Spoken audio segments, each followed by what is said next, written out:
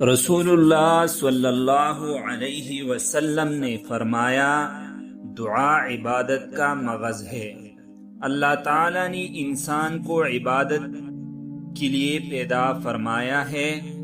عبادت صرف نماز، روزہ، حج اور زکوٰۃ کا نام نہیں، بلکہ دل کا اللہ کے سامنے جھک جانا بھی عبادت ہے۔ دعا اسی دل کے جھکاؤ کے سب سے خوبصورت شکل ہے۔ اس لیے رسول اللہ صلی اللہ علیہ وسلم نے فرمایا، دعا عبادت کا مغز ہے۔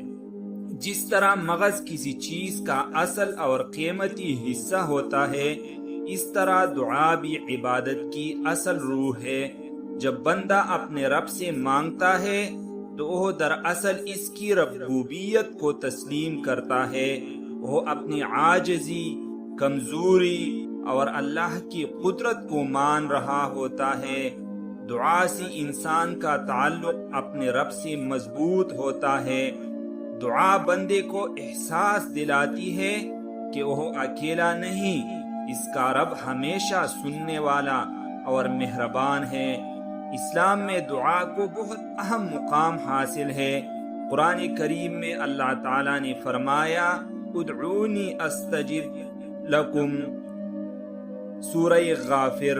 یہ اللہ کا وعدہ ہے کہ جو دعا مانگے گا اللہ اس کی سنے گا۔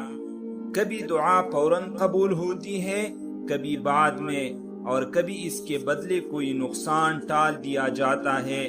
اس لیے بندے کو ہمیشہ دعا کرتے رہنا چاہیے اور مایوس نہیں ہونا چاہیے۔ دعا سے دل کو سکون، روح کو خوشی اور زندگی کو مقصد ملتا ہے۔ دعا نہ صرف عبادت ہے بلکہ عبادت کا اصل مغز اور روح بھی ہے۔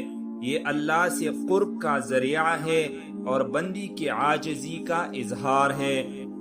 ہمیں چاہیے کہ ہر حال میں، خوشی ہو یا غم، دعا کرتے رہے اور اللہ پر بھروسہ رکھے۔ اللہ تعالی ہمیں نیک اعمال کرنے کی توفیق عطا فرمائے۔ والسلام علیکم ورحمۃ اللہ وبرکاتہ۔